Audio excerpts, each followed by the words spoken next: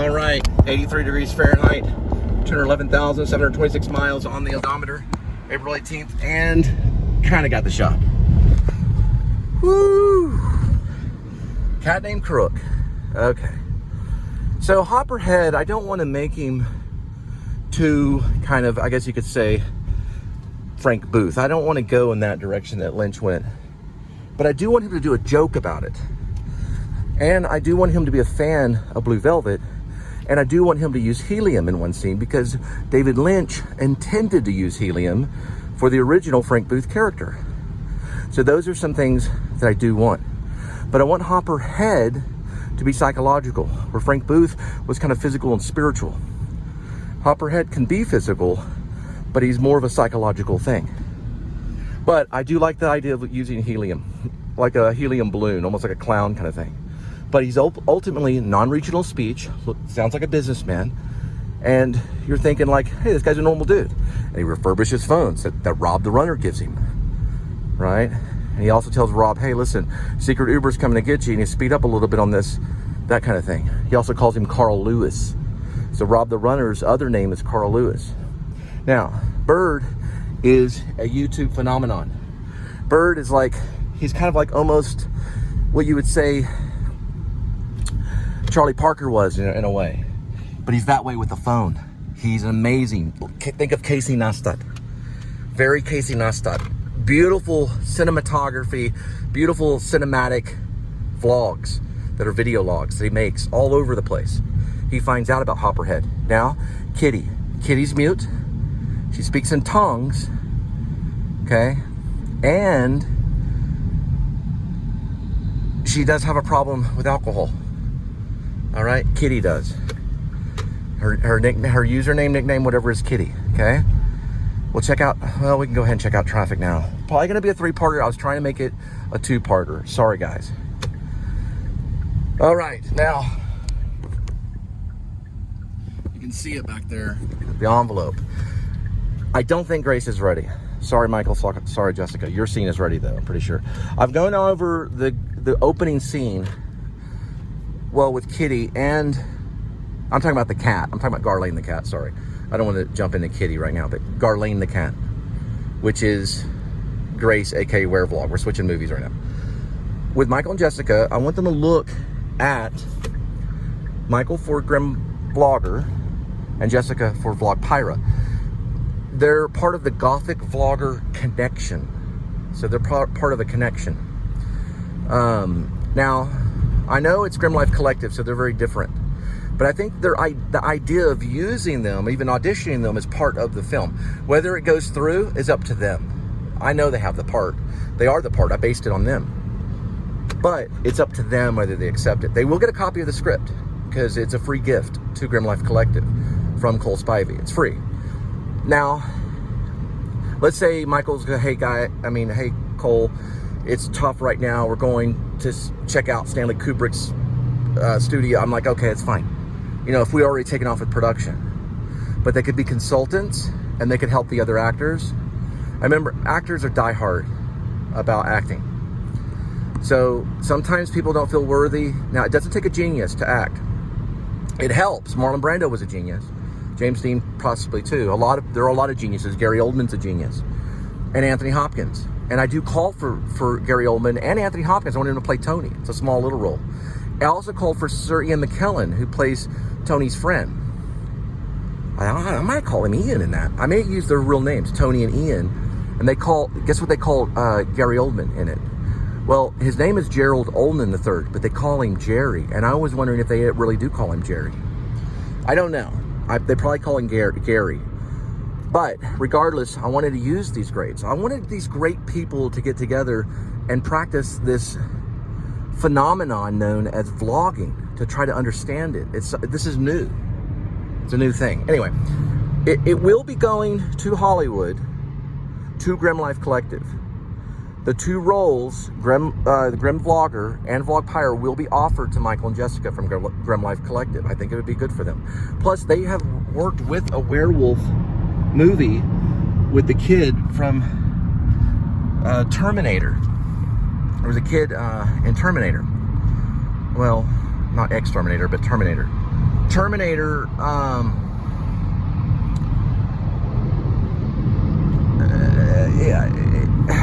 Edward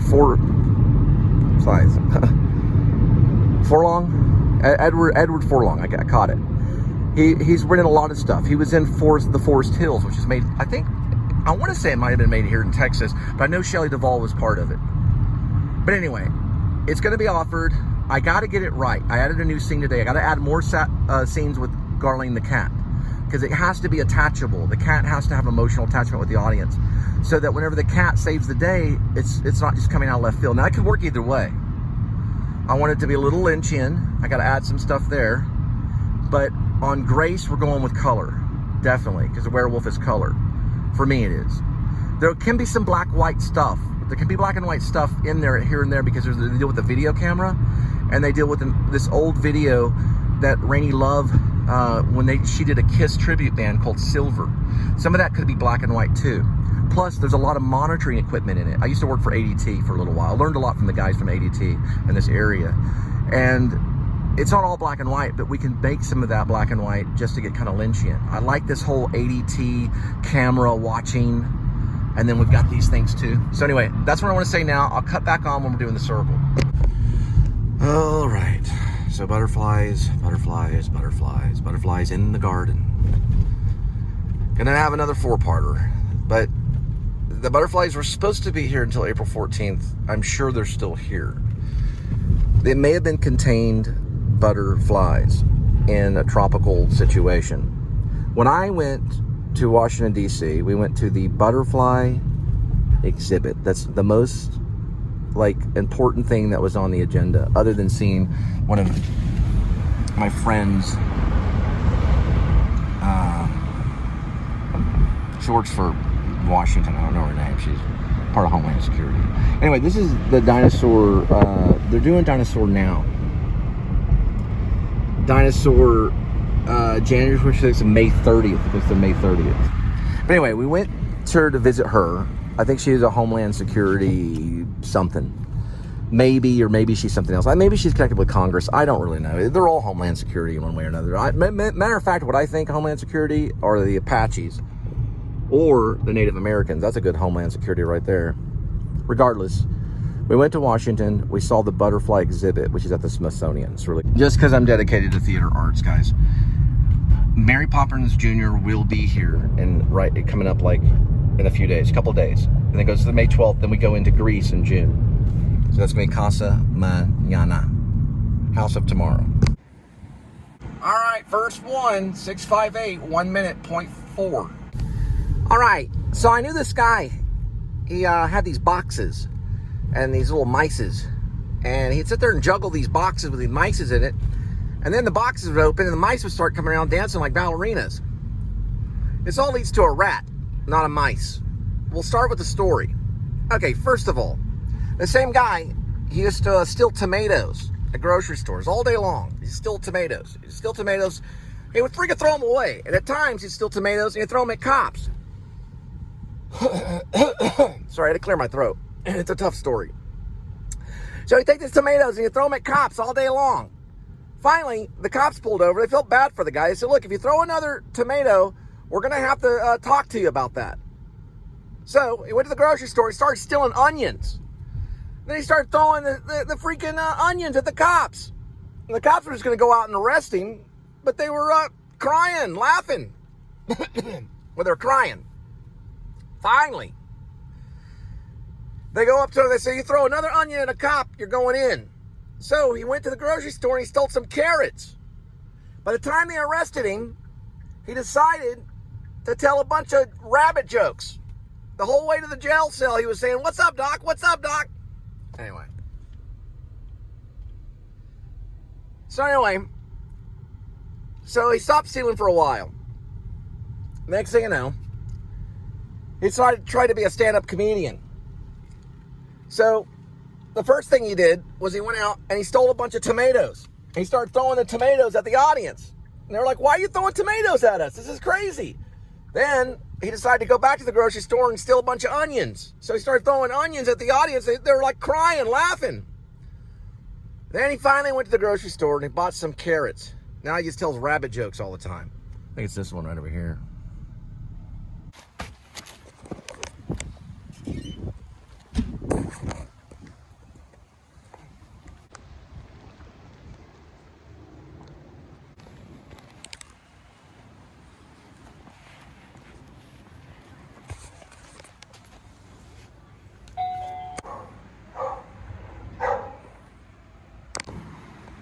All right, just gonna restart right here.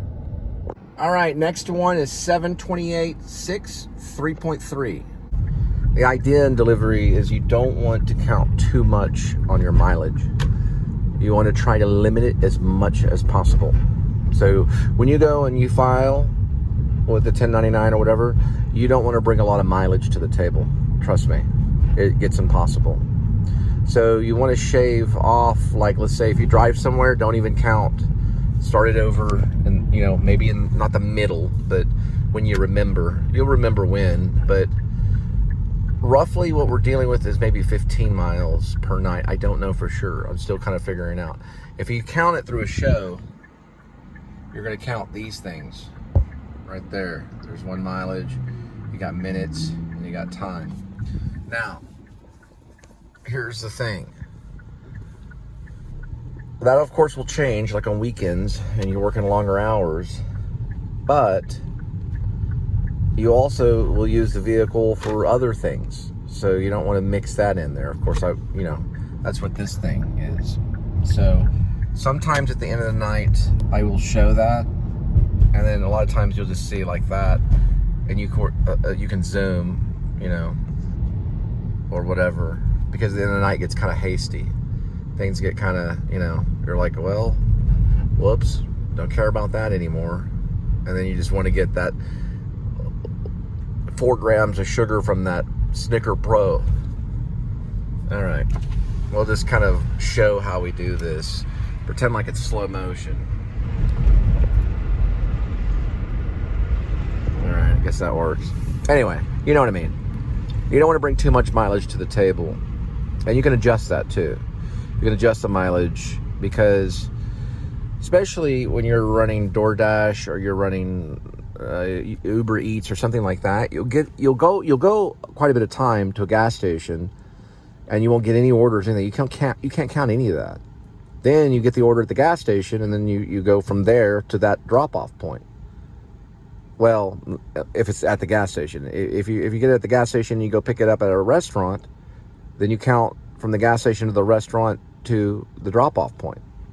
Then after that drop-off point, if it takes time and you go somewhere else, you don't count that. It's crazy. I mean, they barely can figure it.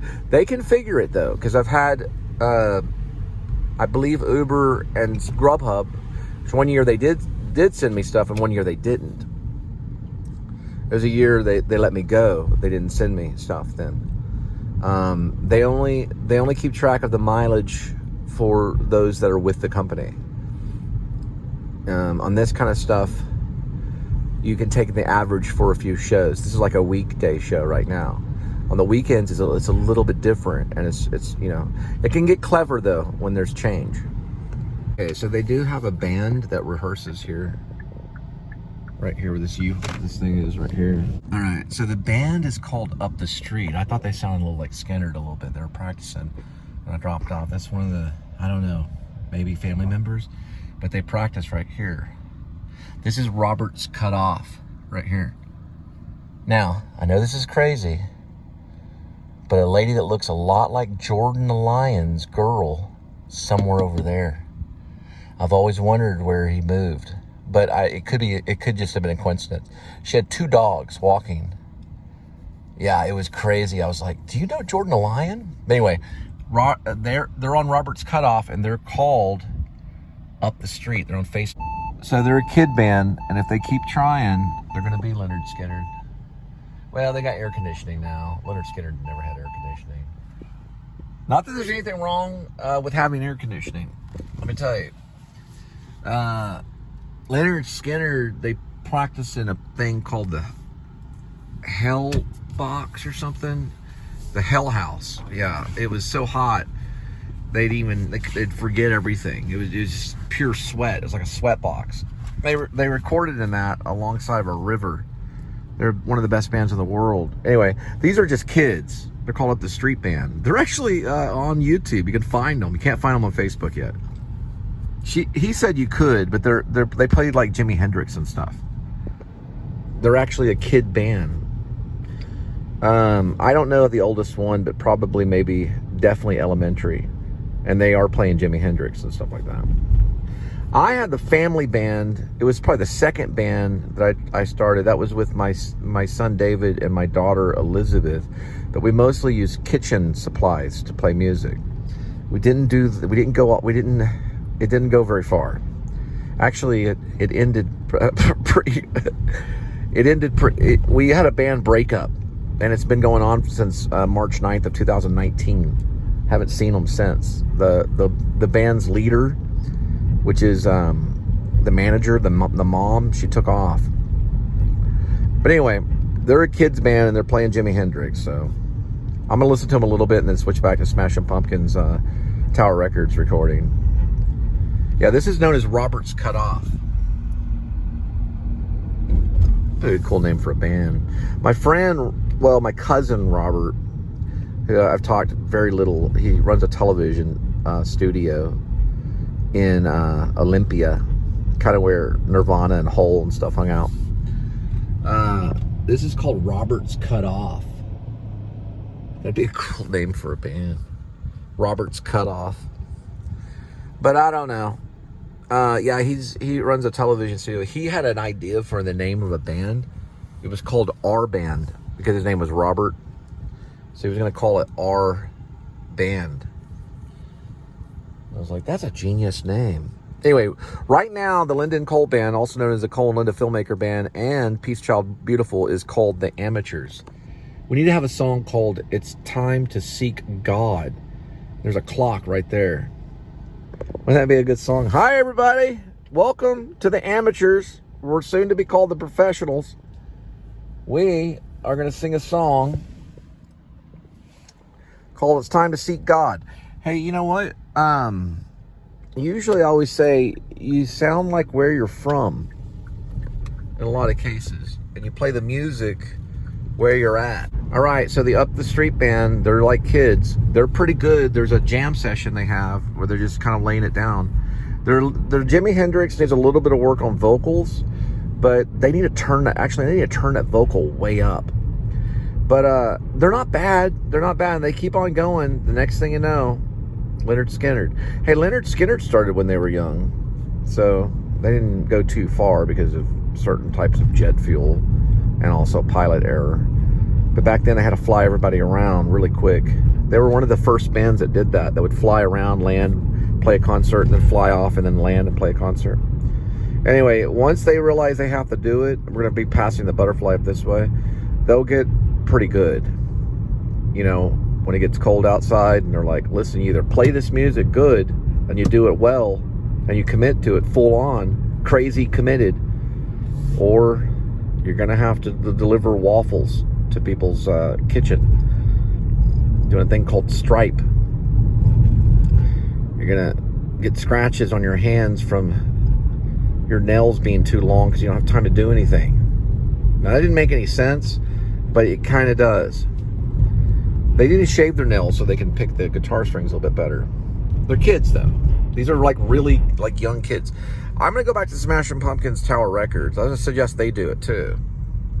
Listen to like a real band play. I'm sorry, I don't mean to be mean, but like, put some energy into it. Like, get crazy. Yell and scream, even if it's bad. That's what the Ramones did. All right, 7533, 1.4. More pizza.